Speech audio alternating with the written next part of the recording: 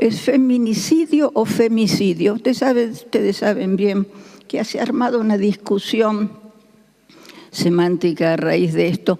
En realidad la palabra original y correcta es feminicidio, porque viene de fémina y del femenino, de los latinos, pero en realidad los organismos internacionales han decidido utilizar femicidio. Se los digo porque a veces uno dice feminicidio, femicidio. Bueno, en realidad lo correcto desde el latín sería feminicidio. ¿Y yo por qué elijo este tema? Elijo este tema porque el problema, que ya no es problema, es la catástrofe, es sumamente grave, y uno de los planteos de este trabajo que yo les voy a exponer es que se trata de un delito transnacional. Este trabajo que yo les voy a exponer tiene un par de momentos que se los describo. Uno es una breve presentación del tema en sí y después una tesis que voy a plantearles, y cuando empiece a plantearles les voy a decir, bueno, mira, esta es una tesis nueva que he puesto en práctica a raíz de las experiencias que venimos teniendo. En el programa Las Víctimas contra las Violencias, que depende del Ministerio actualmente, del Ministerio de Justicia y Derechos Humanos de la Nación, y que empezamos en el año 2006, esto que les cuento está en las 2 primeras páginas del trabajo. En ese programa nosotros tenemos un número que es el 137, que tiene una característica única en América Latina, que sepamos también en Europa, porque cuando estuve en Estados Unidos, en ONU, en el mes de marzo, cuando describí la experiencia, vinieron varios países a decirme cómo lo habíamos logrado. Bien, no fue ningún misterio, sin apoyo político hay cosas que no se pueden hacer, de modo que esto forma parte de las estrategias que las mujeres tenemos que aprender llegado el momento. Tenemos un número 137 que responde a una central de llamados, o sea, la persona que está siendo atacada por un sujeto llama al 137 o llama a un vecino o una vecina, y nosotros, esto ya lo conté en el 2011, pero lo necesito para otro de los equipos que voy a mencionar. Entonces, inmediatamente el centro de llamadas se comunica con el equipo que está en otra zona, en otra región, en la zona norte y la zona sur de Ciudad de Buenos Aires. Esto funciona exclusivamente en Ciudad de Buenos Aires y ahora lo hemos instalado en Misiones y en Chaco. Es decir, honor para los y las colegas de Chaco y de Misiones que están trabajando con un 137 exactamente igual. Entonces, nos llaman, sale el equipo está formado por un auto policial que es un móvil no identificable, no es un patrullero, es un móvil policial como cualquier auto manejado por un policía, una trabajadora o trabajador social y una psicóloga o psicólogo. Y nos dirigimos inmediatamente ¿a dónde? Al domicilio de la víctima. Nosotros no somos un escritorio, nosotros somos gente que trabaja en terreno, porque yo estoy convencida que ese es el modo de atención a las víctimas. Debo decir que hace muchos años, no sé si no habrá sido en el 2007 o 2006 o 2005, yo estuve en una reunión acá con el Consejo Provincial de la Mujer que recién se inauguraba, y quien estaba a cargo de esa dirección había empezado a hacer esto mismo que yo estoy diciéndoles, pero con un inconveniente, no contaba con la policía. El resultado fue un par de dolores de cabeza si no se cuenta con la policía y se va al domicilio de la víctima. Así, las y los profesionales en general son mujeres y entonces con cierta frecuencia se encuentran con el golpeador. Lo digo porque hubo un antecedente cordobés que no siguió adelante, pero no siguió adelante, les digo por qué. Esto debe haber sido 2005, 2004, no me acuerdo realmente, pero fue... En ese momento estábamos con Hilda Marchiori y con Olga Riotorto, en la descripción de ese fenómeno. Digo porque en nuestro país tenemos historia con los temas de mujeres y más vale irlas recordando y haciendo homenaje a quienes han empezado a trabajar en determinados temas. Bueno, muy bien. Nosotros nos llamaban habitualmente, nosotros íbamos al domicilio y de allí llevábamos a la víctima, es lo que hacemos, a hacer la denuncia donde corresponda. Pero esos eran los llamados habituales. Me llama porque me golpean, me está pegando, los gritos en el teléfono, los llantos de los chicos que se escuchan, a veces no, a veces son. En fin, esos eran los llamados habituales hasta fines del 2009, comienzos del 2010. En esa fecha, el baterista de Callejeros había incendiado a su mujer, a su compañera, Wanda Tadei. Había muerto, había sido un femicidio o feminicidio por incineración. La había rociado con alcohol, si ustedes se acuerdan. Él contaba que había sido un accidente, que inclusive él tenía las manos quemadas, pero la justicia falló después de las demostraciones y de las evidencias que no había sido ningún accidente. Lo señalo porque a partir de ese momento, desde el año 2010 hasta la fecha, recibimos una cantidad de llamados telefónicos nuevos, generalmente voces de mujeres muy jóvenes que nos llaman diciendo esto: ¡ay, el fulano, el Juan o el Pedro me está amenazando y me dice que me va a quemar, que me va a rociar con agua caliente, que me va a tirar un fósforo encima después de tirarme nafta, que me va a quemar, que me va a incendiar, por favor, ¿qué hago? Nosotros no tenemos allí una víctima de golpe, pero tenemos una víctima de amedrentamiento. Entonces salimos, y el amedrentamiento está dentro de la 26485. Salimos exactamente igual, porque no es una víctima que esté físicamente golpeada, pero está sí amedrentada. Entonces salimos, vamos al barrio y hacemos exactamente lo opuesto de lo que se hace siempre. Cuando se hace siempre se llega al barrio, por eso es un auto no identificable. Nos quedamos de manera tal de no alborotar al barrio y de intervenir en el domicilio o con la víctima. Agarramos los chicos, los cargamos en el auto, los vamos distribuyendo según las necesidades y según las posibilidades institucionales que nos corresponden, y llevamos a la víctima a hacer una denuncia del modo más discreto posible. En estos casos no.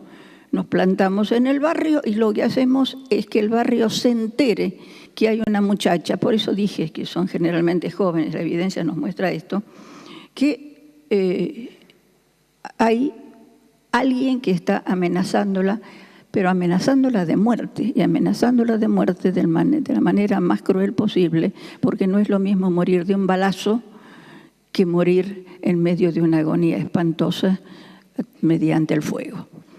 No es por casualidad que las mujeres que son víctimas del ataque por fuego son puestas en las instituciones en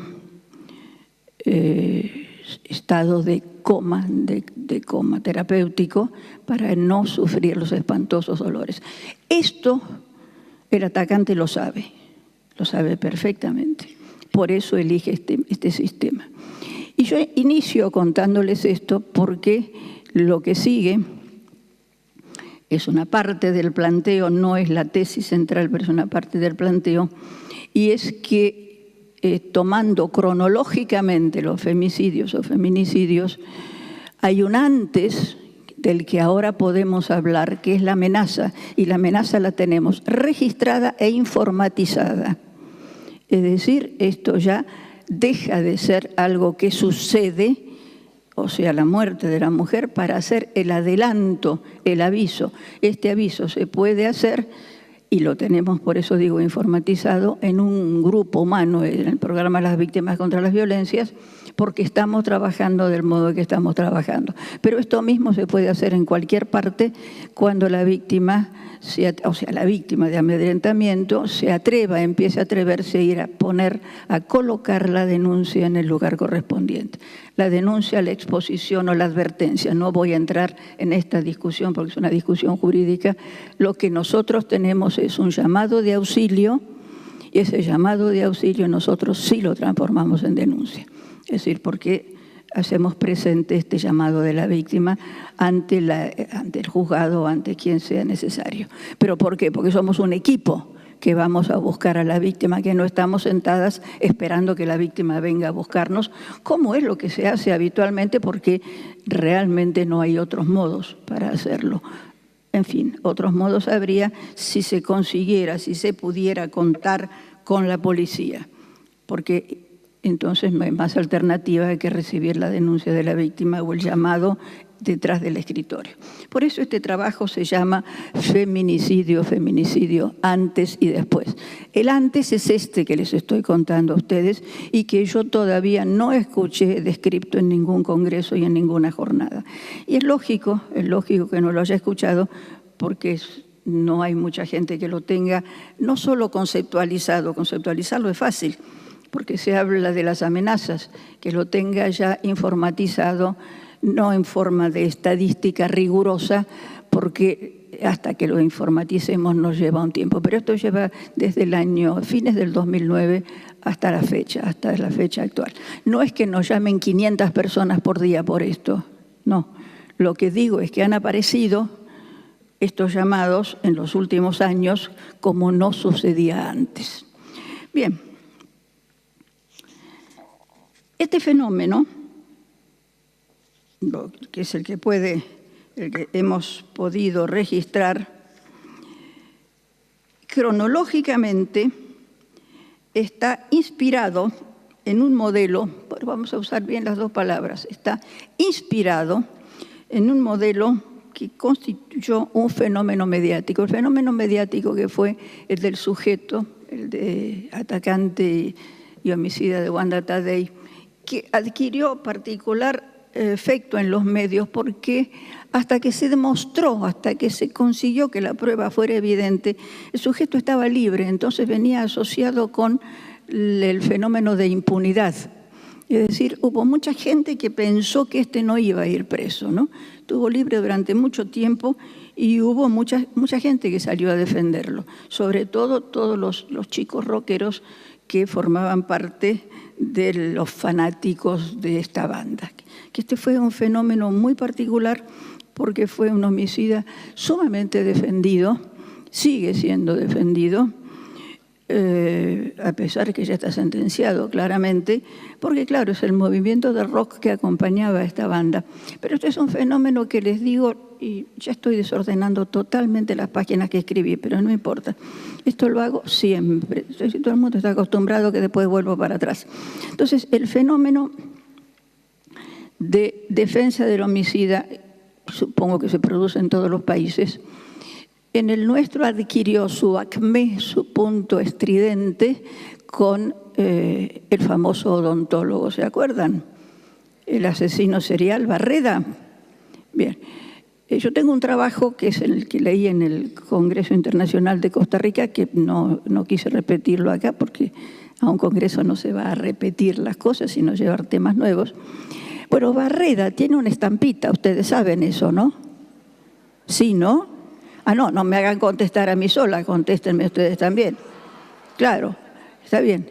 Barreda es San Barreda. Y si ustedes entran por Google y buscan San Barreda, lo van a encontrar. Tiene una estampita que se distribuye y que dio la desdichada casualidad que una vez pudimos ver en la billetera de un funcionario en Ciudad de Buenos Aires. Bueno, no, lo digo porque San Barreda, protégenos de estas locas que son las mujeres. Tuve que matar a 4, ¿no?, para poder defenderme de ellas. Lo digo porque esto lo expuse internacionalmente para vergüenza nacional.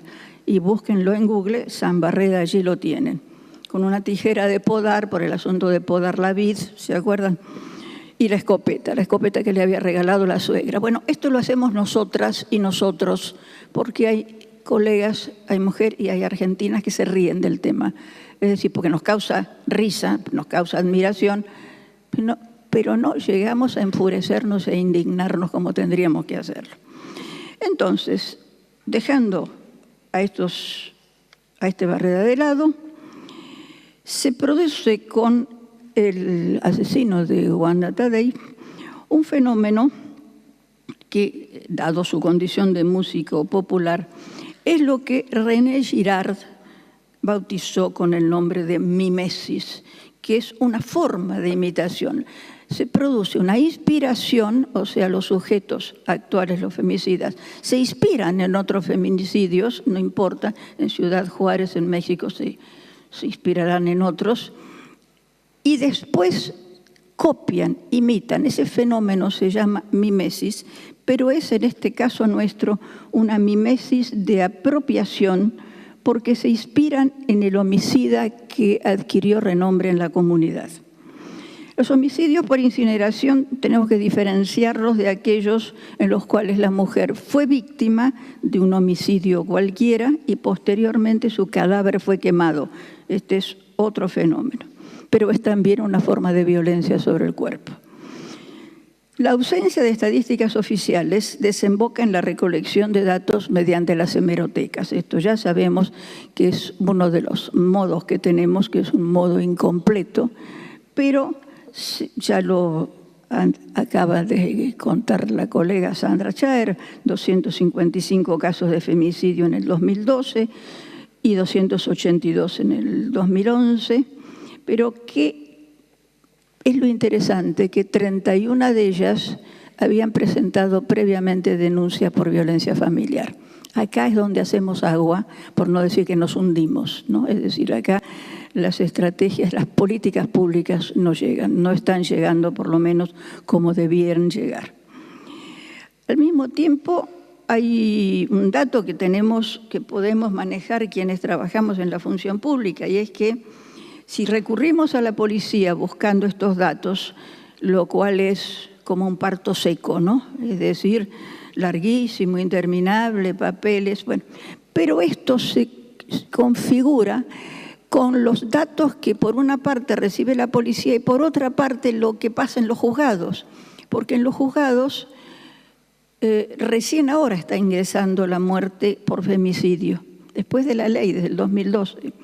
Hasta ahora teníamos homicidios y crímenes pasionales, todo esto. Entonces, compaginar estadísticas mientras no haya una manera acorde para llamar al femicidio por su nombre, vamos a tener serias alteraciones en la estadística metodológicamente asumida. Porque si no, si se trata de contar, bueno, se trata de contar, no hay más que leer los diarios y contar, lo cual es una tarea interesante, importante. Lo que pasa es que no es lo que el Estado tendría que estar haciendo. Es decir, hace falta mucho más. El femicidio abarca otras perspectivas. Ya les dije yo que desde mi punto de vista es un delito transnacional. Hasta ahora yo no he escuchado que se lo nombrara así. Es un delito nacional. No, yo creo que es transnacional y está globalizado, puesto que contribuye, es decir, que se distribuye en distintas regiones. Recién cité Ciudad Juárez en México. El estilo de feminicidio termina con el descuartizamiento habitualmente, es un estilo propio en México. En Asia y África queman a las mujeres cuando las acusan por brujería. Es decir, nosotros inauguramos un tipo de feminicidio quemando a las mujeres, pero en Asia y en África hay una acusación previa, ¿no? Son brujas. O sea, volvemos al sistema inquisitorial de la Inquisición tradicional.